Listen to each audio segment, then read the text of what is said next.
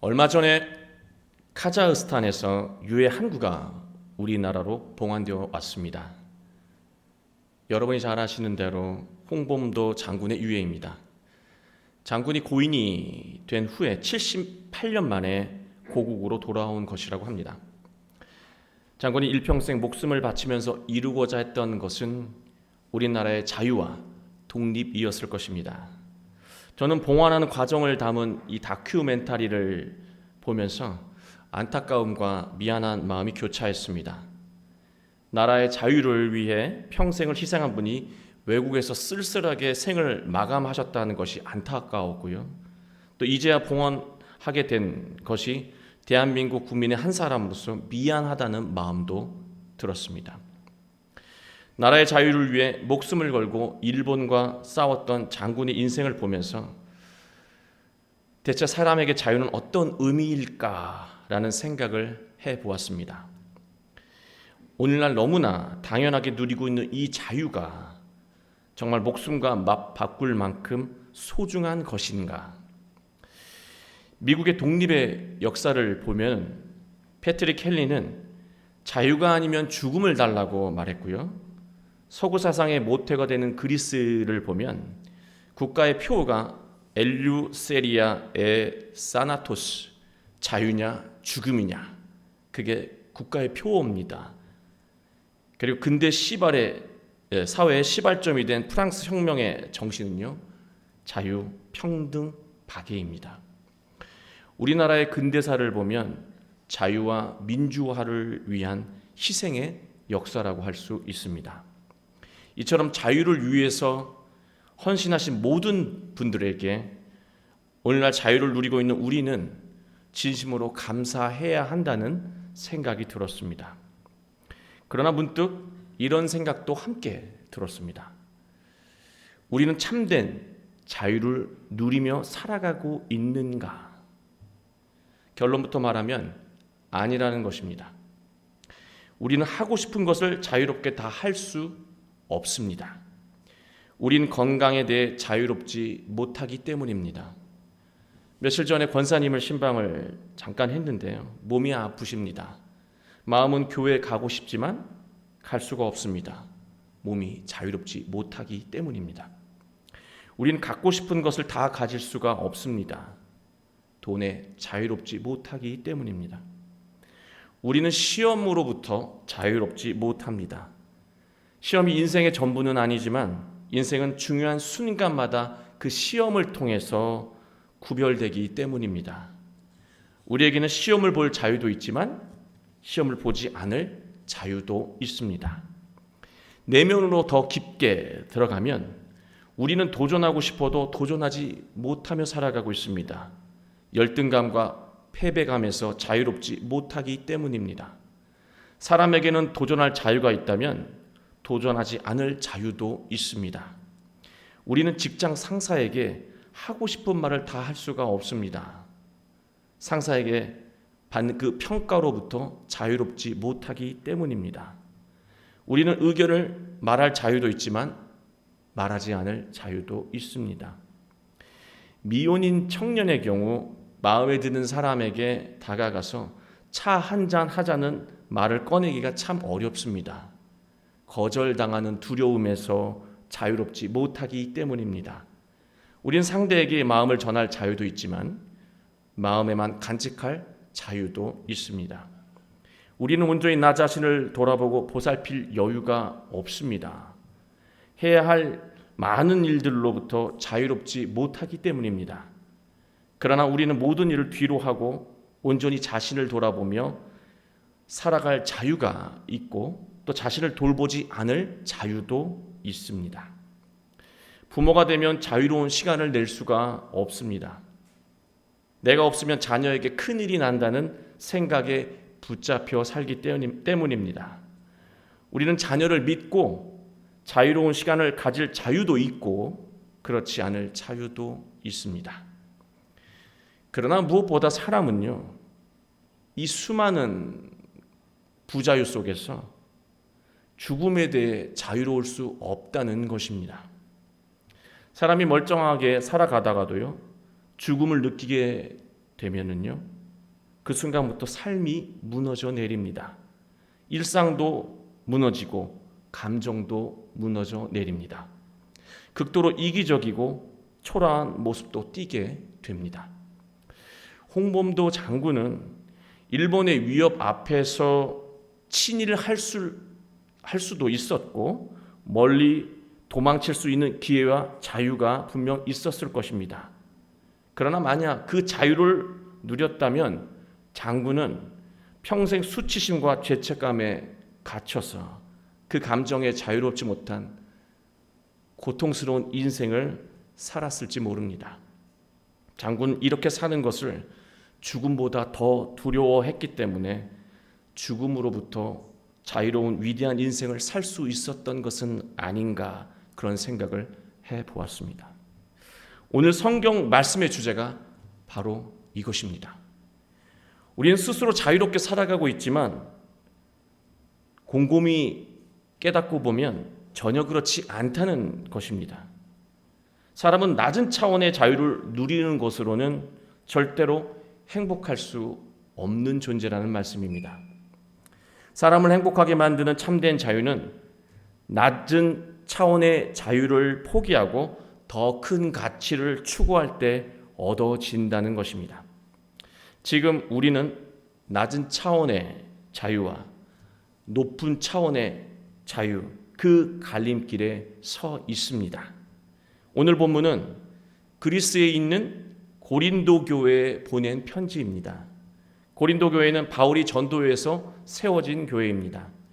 고린도 교회에는 문제가 있었습니다. 예수님의 복음을 받아들이면 마음과 삶이 더 자유해야 하는데 오히려 마음의 걸림돌만 많아져서 삶이 불편해졌다는 것입니다. 고린도 교인들은 겪고 있는 삶의 문제들을 편지에 담아 바울에게 질문을 했고 바울은 편지로 답을 한 것입니다. 부부 문제, 결혼 문제, 우상에 바쳐진 재물을 먹어도 되는지에 대한 선택의 문제였습니다. 여러분, 고린도 그 언덕에 올라가 보면은요, 앞으로 뒤태 신전이 있고요, 다양한 우상들에게 그곳에서 재물을 바쳤습니다. 제사가 끝나면 수많은 재물들이 시장에 팔려 나왔습니다. 고린도 교인들은 그 재물을 그냥 편하게 사서 먹었던 사람들이에요. 그래서 고린도 교인들은 신앙인으로서 어떤 행동을 해야 하는지 이 자유의 갈림길에서 질문할 수밖에 없었던 것입니다. 19절 말씀을 보면 내가 모든 사람에게 자유로우나 스스로 모든 사람에게 종이 되는 것은 더 많은 사람을 얻고자 함이라. 바울은요, 자신이 무엇이든지 자유롭게 할 수 있는 자유인이라고 고백하고 있습니다. 여러분도 자유인이에요. 너희 고린도 교인들도 나처럼 그리스도인이지만 자유인이 아니냐는 거예요. 바울 자신도 고린도 교인들처럼 자유의 갈림길에서 살아가고 있음을 말합니다. 나도 여러분과 비슷해. 그러나 나는 이 자유의 갈림길에서 어떤 길을 선택하며 살아가는지를 말해주겠다는 거예요. 그게 20절 말씀입니다. 유대인들에게 내가 유대인과 같이 된 것은 유대인들을 얻고자 함이요 율법 아래에 있는 자들에게는 내가 율법 아래에 있지 아니하나 율법 아래에 있는 자같이 된 것은 율법 아래에 있는 자들을 얻고자 함이라. 율법 아래에 있다는 말은 율법주의자를 말하는 거예요. 모든 것을 율법에 의해서 살아가는 것이죠. 바울은 율법주의에 대해 결사적으로 반대했던 사람이었습니다. 율법주의적인 이 사고는요, 복음의 진리와 상충되는 그런 성질을 가지고 있었기 때문입니다. 그러나 바울은 그런 그들을 비난하거나 멀리하지 않고 다가갔다는 사실입니다. 이건 가식적인 것이 아니에요. 바울은 율법주의자의 입장에서 나는 율법주의자가 아니야, 오히려 반대하는 사람이야. 그러나 율법주의자의 입장에서 율법주의자들의 마음을 이해해 주었다는 말씀이에요. 왜? 그들에게 복음을 전하기 위해서, 그들을 구원하기 위해서 말입니다. 목표가 분명해요. 그들을 구원하기 위해서. 복음을 전한다는 것은 그리스도의 진리로 살아가도록 설득하는 과정 아니겠습니까? 사람은 자신을 지적하거나 논쟁하는 사람에게 절대로 설득되지 않습니다. 지금 방금 나와 논쟁한 사람, 그리고 나를 지적한 사람에게 어떤 좋은 말을 들어도 설득당하지 않는다는 거예요. 그게 사람이에요. 사람은 자신을 공감해주는 사람에게 마음의 문을 열고요, 그 순간부터 상대의 마음과 뜻을 받아들이기 시작한다는 거예요. 옳은 말로, 옳은 가르침 때문에 받아들이는 게 아니고요, 나를 공감해 주었기 때문에 마음이 열리는 것이고, 그 열린 마음으로 상대의 뜻을 받아들이게 된다는 말씀입니다. 바울의 입장에서 보면 율법주의자들의 이 주장을 들어보면 하나같이 말도 안 되는 주장들이었을 것입니다. 그들의 주장을 듣고 있으면 아마 속이 12번도 더 뒤집혔을 것 같아요. 그래서 바울은 벌떡 일어나서 상대하지 않고 싶었을 것입니다. 바울은 그렇게 할 수 있는 자유가 있었어요. 도무지 상대할 수가 없겠다. 역시 율법주의자는 상대할 수가 없어 라고 하면서 그들과 멀리할 자유가 있었습니다. 그러나 바울은 자신을 낮추고 그들이 마음을 열 때까지 12번도 더 공감해 주면서 복음을 전했고 구원의 열매를 맺었다는 사실입니다. 바울은 마음 상하지 않을 자유를 누리기보다, 내 마음 상하지 않을 자유를 누리기보다 생명을 구원하는 일을 통해 더 높은 차원의 기쁨과 자유, 그 구원을 누리고 싶었던 것입니다. 우리는 모두 가족, 교우, 동료의 마음을 공감하지 않아도 되는 자유를 갖고 있습니다. 그러나 속이 12번도 더 뒤집어지는 것을 알면서도 상대의 뜻을 들어주고 공감한다면 복음을 온전히 전할 수 있고 우리는 관계의 축복을 누릴 수 있습니다. 21절, 율법 없는 자들에게는 내가 하나님께는 율법 없는 자가 아니요 도리어 그리스도 율법 아래에 있는 자이나 율법 없는 자와 같이 된 것은 율법 없는 자들을 얻고자 함이라. 바울은요, 그리스도의 법 아래에서 살아가던 사람이었습니다. 그리스도의 법을 모르는 사람에게 그리스도의 법을 강요하지 않았다는 것입니다. 그리스도의 법 아래 살아간다면 자연스럽게 그 법이 좋다고 하면서 강요했을 것 같아요. 그러나 그는 자신의 삶의 질서, 그 그리스도의 법을, 그 법을 모르는 사람에게 강요하지 않았다는 것입니다. 바울은 그 질서, 그 율법을 모르는, 예수 그리스도의 그 질서를 모르는 사람들의 삶의 방식을 존중하며 함께 먹었고 마음을 나누었습니다. 바울은 우상 숭배에 찌들어 있고 세속적인 삶을 우선하는 사람들을 대할 때 속으로는 아마 분명 천불이 났을 것입니다. 역시 세속적인 사람 상대할 수가 없구나. 이건 뭐 말하면 처음부터 돈이야. 돈 외에는 관심이 없는 사람들이야. 가치 있는 일에 전혀 관심이 없어. 오직 돈. 명예. 정말 대화가 안 되는구나. 어떻게 삶에 가치 있는, 보람이 있는 것을 조금도 생각하지 않을까라는 그런 괴리감과 자괴감을 느꼈을지 모릅니다. 그 순간에 바울은 그들과 멀리할 자유가 있었습니다. 그러나 바울은 멀리하지 않았고 자신을 낮추고 그들의 우상을 숭배할 수밖에 없는 이 환경, 아프로디테 신전이 있고 모든 사람들이 우상 제물을 먹어요. 그럴 수밖에 없는 이 환경을 이해해 주면서 그들의 주장도 들어주었습니다. 왜? 그들이 우상을 숭배하는 삶에서 하나님을 예배하는 삶으로 바꾸게 하기 위해서요. 우리는 신앙 안에서 만들어진 자신의 삶의 질서를 설득의 과정 없이 타인에게 그대로 강요하려고 들 때가 있습니다. 그러면 대화가 되지 않는 것은 당연한 일이고 논쟁과 다툼까지 일어나게 됩니다. 여러분 잘 아시잖아요. 말다툼이 시작되면 처음에 선한 의도는 사라지고요, 상처만 남게 된다는 것을 말입니다. 사람들은 모두 자신만의 삶의 질서와 루틴을 가지고 있습니다. 이것은 쉽게 바뀌지 않습니다. 아이들은 모를까 청년쯤만 돼도 쉽게 바뀌지 않아요.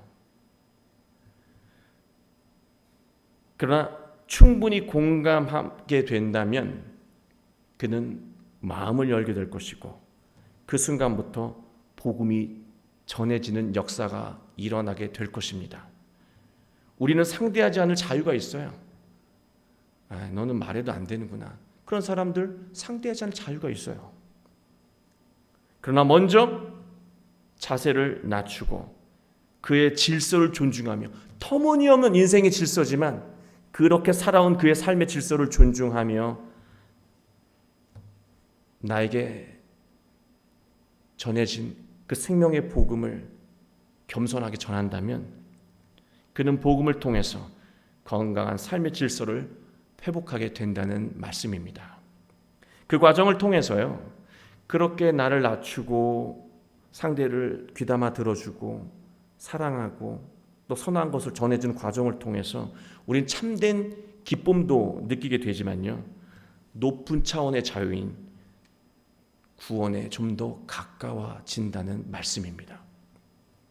22절, 약한 자들에게 내가 약한 자와 같이 된 것은 약한 자들을 얻고자 함이요, 내가 여러 사람에게 여러 모습이 된 것은 아무쪼록 몇 사람이라도 구원하고자 함이니. 목적이 분명하지요. 자신을 스스로 낮추는 게 조금도 걸리지 않아요. 왜? 목적이 분명합니다. 한 사람이라도 복음을 받아들이게 하기 위해서. 약한 사람에게 우리는 이런 말을 합니다. 왜 못하냐? 왜 이렇게 쉬운 것을 못하냐? 그러나 그 말은 그에게 아무런 도움이 되지 않습니다. 약한 자의 입장에서 섬세한 마음으로 대할 때, 그의 마음을 헤아리며 다가갈 때 놀라운 상호작용이 일어나게 된다는 것입니다. 우린 저 사람은 아무리 해도 안 되겠다 하면서 마음으로 포기할 자유가 있습니다.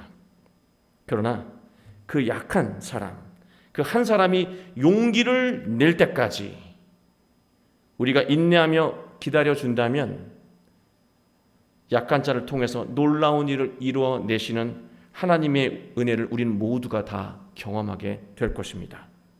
여러분, 사람을 양육하는 것처럼, 사람을 길러내는 것처럼 더 큰 기쁨과 감동은 없기 때문입니다. 바울은 자유의 갈림길에 서서요, 어떻게 해야 하는지 질문하고 있는 이 고린도 교인들에게 복음을 전하는 이 모습을 통해서, 자신의 이 모습을 통해서 종처럼 낮추는 삶으로 답을 하고 있습니다. 여러분, 그리스에서 열리는 축제가 무엇입니까? 올림픽입니다. 그런데요, 그리스 전체에서 열리는 올림픽도 있었지만 고린도 자체에서 열리는 운동대회가 있었습니다.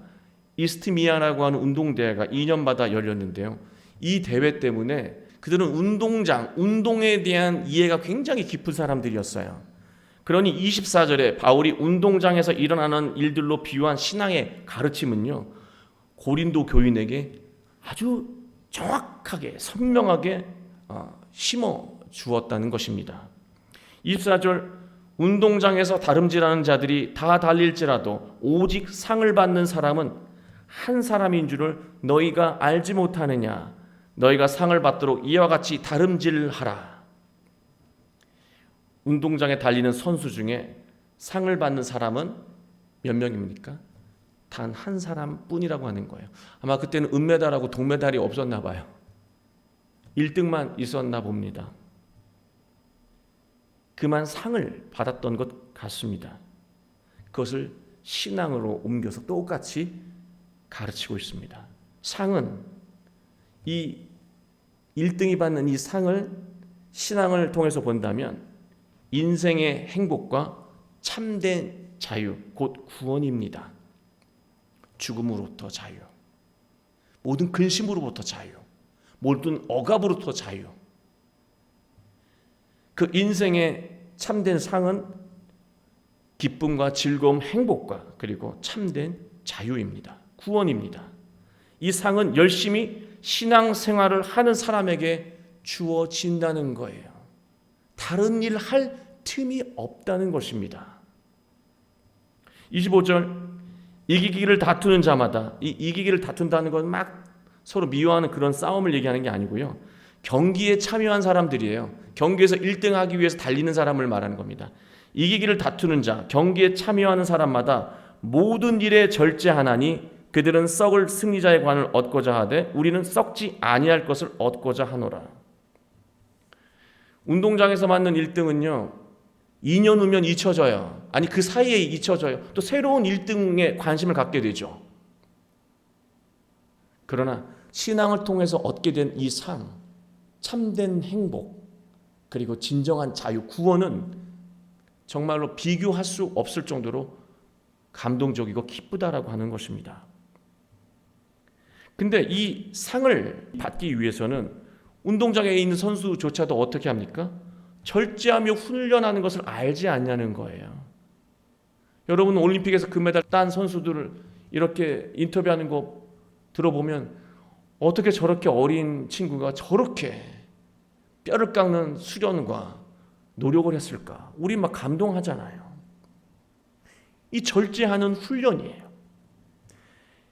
저는 이 절제를 통해서 상을 받는다는 말을 읽으면서 마음속에 깨달음이 생겼어요. 행복한 인생, 구원을 이루는 인생은요, 자신에게 주어진 낮은 차원의 자유를 스스로 절제할 수 있을 때 얻어진다는 거예요. 여러분 자유인이기 때문에 무엇을 선택해도 되는 그런 자유의 갈림길에 서 계신 분들이라니까요. 그러나 여러분을 행복하게 만들고 여러분을 어떤 상황 속에서도 자유롭게 하는 그 진정한 자유는요, 낮은 차원의 자유를 절제할 때 얻어진다는 말씀입니다. 낮은 차원의 자유를 절제하지 않고 살아가게 되면 열매가 없는 헛된 인생을 살게 된다는 것을 바울은 이 운동장의 비유를 통해서 가르쳐주고 있습니다. 26절, 그러므로 나는 다름질하기를 향방 없는 것 같이 아니하고 싸우기를 허공을 치는 것 같이 아니하며. 선수가 아무리 빠르게 달려도요, 트랙의 반대로 뛴다고 생각을 해보세요. 빠르긴 엄청 빨라요. 근데 반대로 달려요. 그리고 엉뚱한 쪽으로 달려요. 목표가 엉뚱한 쪽을 두고 달려요. 그러면 아무리 실력이 있고 빨라도요, 그는 상을 받을 수 없다는 거예요. 신앙의 관점에서 보면은요, 모두가 다 열심히 사는 것 같지만 모든 사람들이 엉뚱한 곳으로 달려가고 있다라고 하는 거예요. 상이 아니라 죽음을 향해서, 복이 아니라 절망을 향해서 달려가고 있다는 거예요.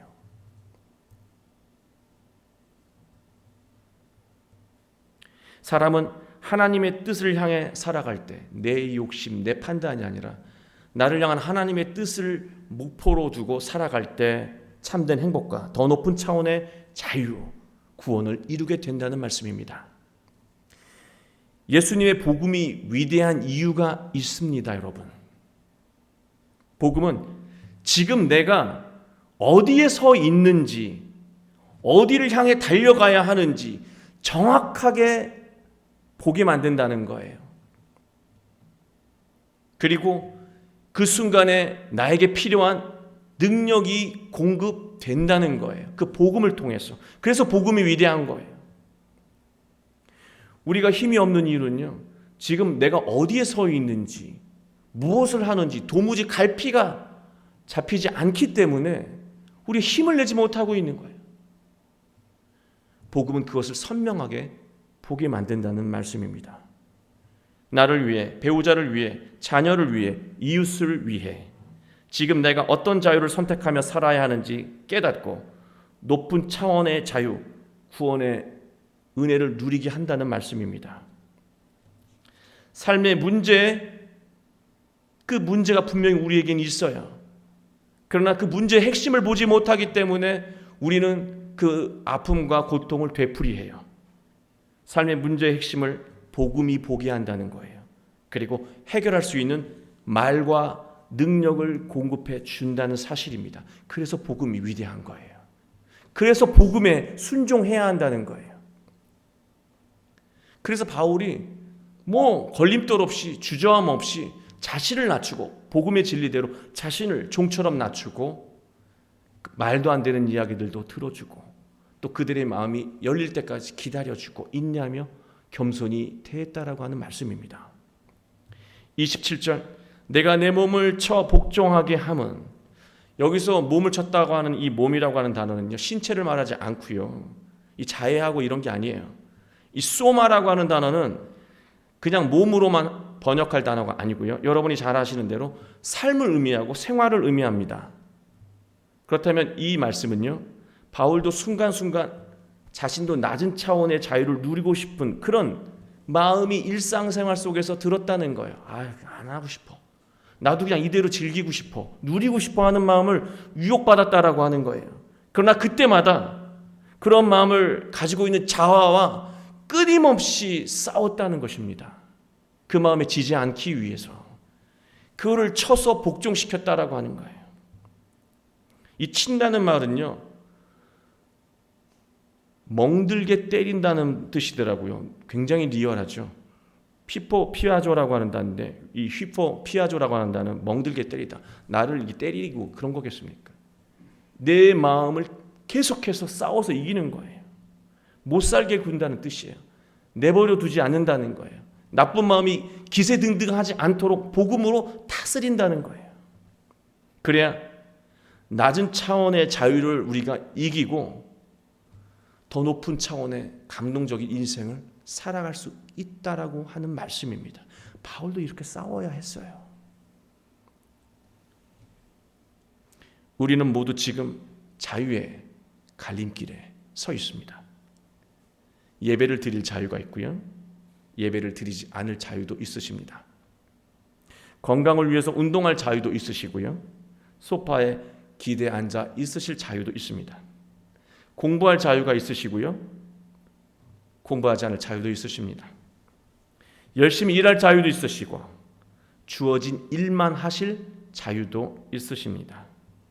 봉사할 자유가 있으시고요, 봉사를 받을 자유도 있으십니다. 스스로 자신을 낮추고 복음에 순종하는 높은 자유를 행할 자유가 있으시고요, 화를 내고 자존심을 내세우며 복음에 순종하지 않을 자유도 분명 우리에게 있습니다. 그러나 우리 모두 높은 차원의 자유를 행하며 살길 원합니다. 우리 모두 높은 자유를 이루어가며 살아가길 소망합니다. 그러면 우리는 높은 차원의 자유가 주는 지혜와 분별력으로 참된 행복을 누리게 될 것입니다. 구원의 삶을 살게 될 것입니다. 한 주간 낮은 자유를 절제하고 높은 차원의 자유를 충만히 누리는 여러분의 복된 삶이 되시길 주 예수 그리스도의 이름으로 간절히 축원합니다.